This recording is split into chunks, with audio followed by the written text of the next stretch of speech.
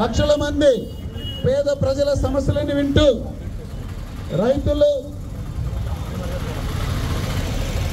రైతులు చేనేత కార్మికులు మత్స్యకారులు అనేక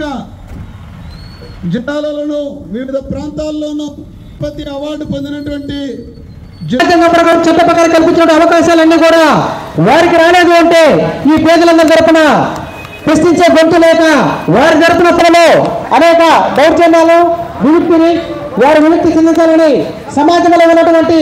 రైతుల సమస్యలు కానీ మహిళలు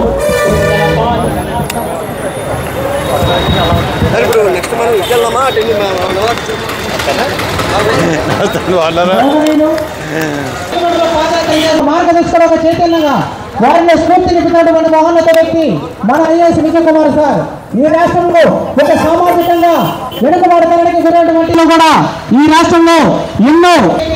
మన విజయ్ కుమార్ సార్ అలాంటి గొప్ప ఈరోజు ఒక